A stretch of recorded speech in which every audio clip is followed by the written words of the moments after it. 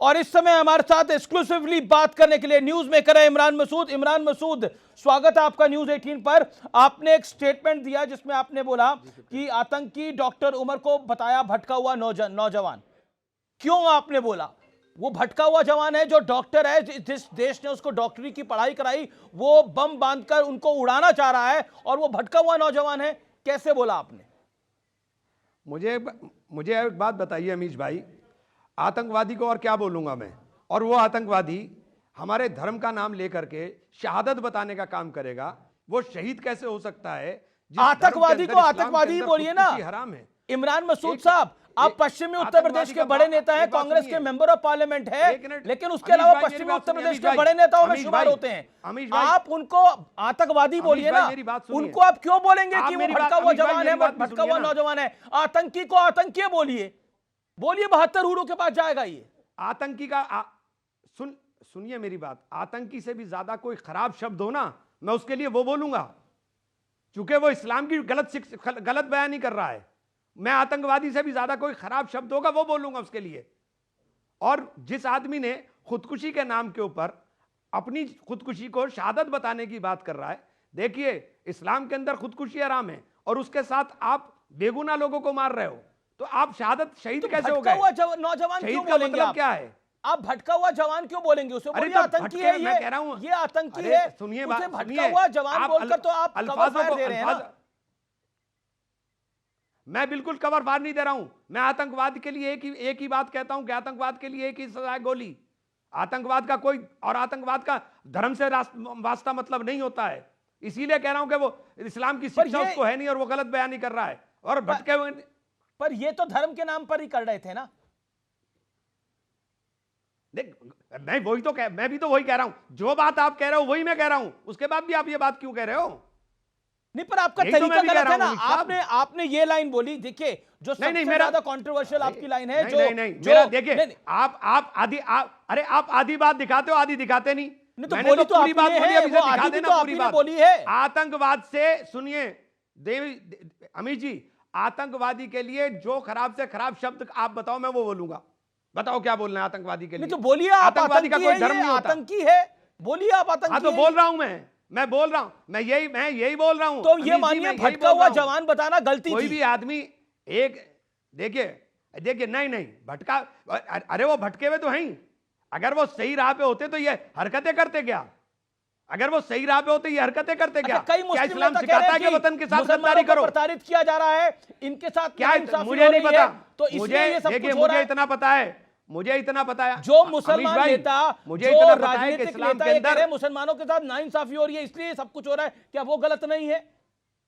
चाहे वो महबूबा मुफ्ती हो, चाहे वो अबू आसिम आज़मी हो। वो एक अलग विषय है, वो एक अलग विषय है। लेकिन Imran Masood member of parliament है इस देश की घटना, देश के साथ गद्दारी। अगर मुसलमानों के साथ नाइंसाफी होती तो आप मेंबर ऑफ पार्लियामेंट कैसे बनते?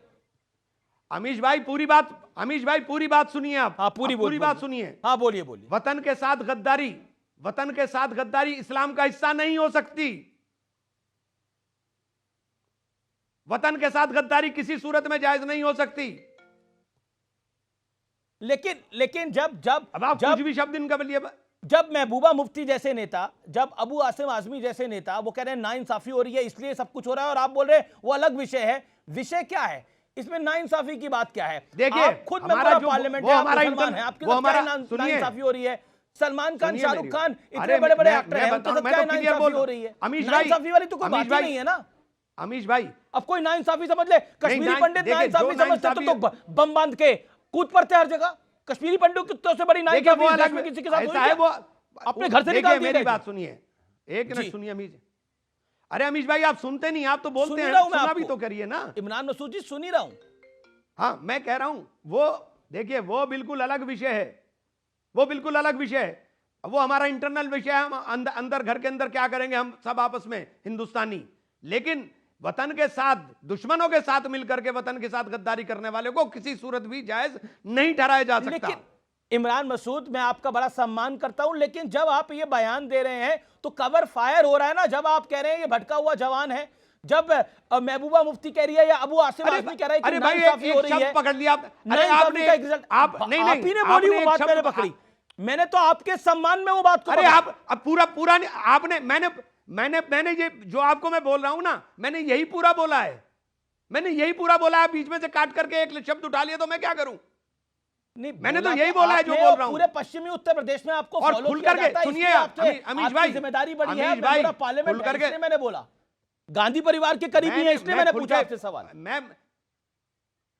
मैं बिल्कुल खुल के बोल रहा हूं। आतंकवाद का कोई धर्म नहीं होता, और आतंकवाद के धर्म के नाम पर आतंकवाद किसी सूरत में बर्दाश्त नहीं होगा। पर यहां तो धर्म के नाम पर ही आतंकवाद हुआ ना, आपने खुद बोला, जो अभी थोड़ी देर पहले आपने खुद माना है।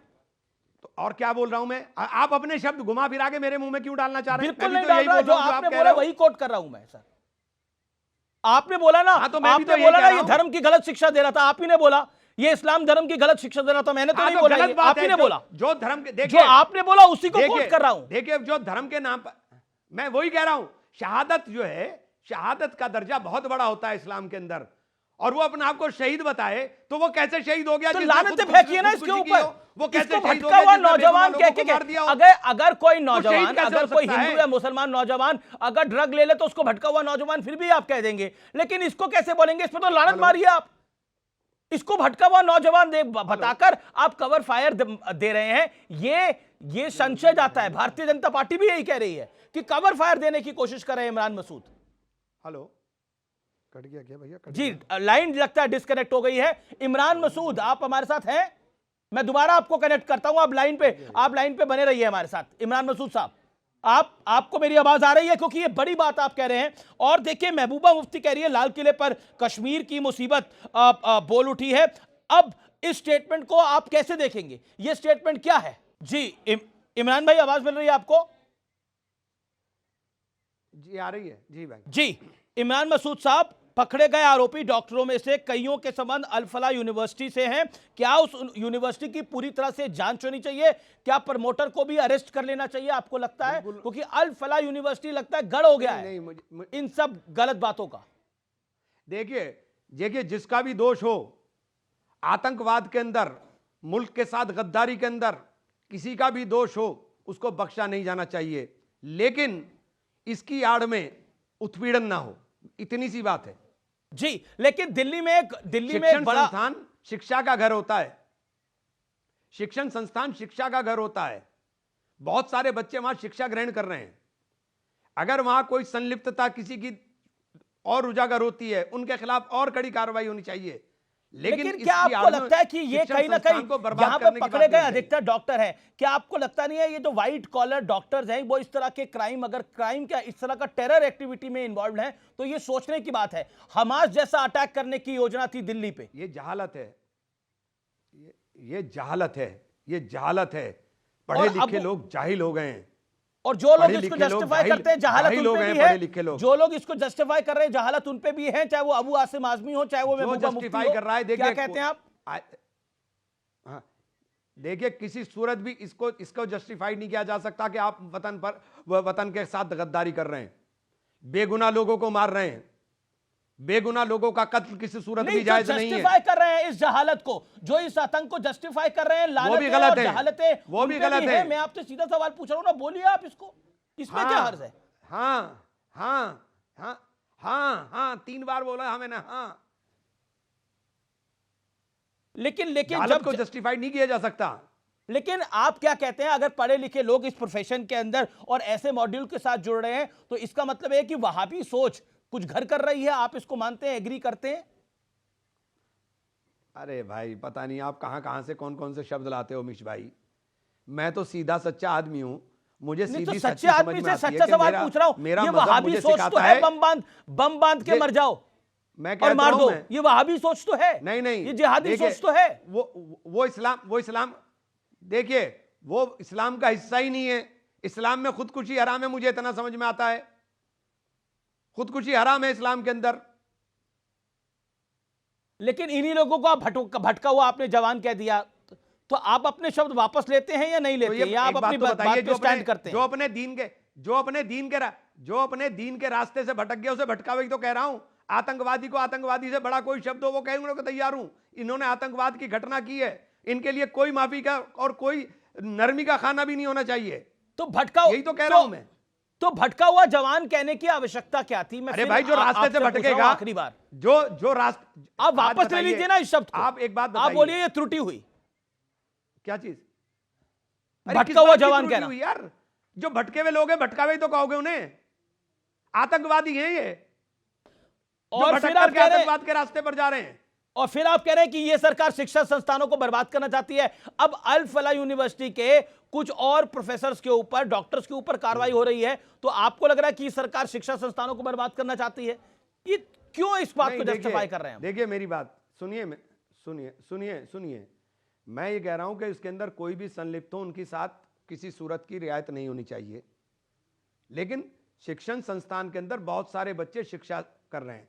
किसी भी शिक्षण संस्थान को आपको जांच करनी है, पूरी तरह से गहराई से, गहनता के साथ जांच करिए। मैंने ये कब मना करा कि जांच नहीं होनी चाहिए?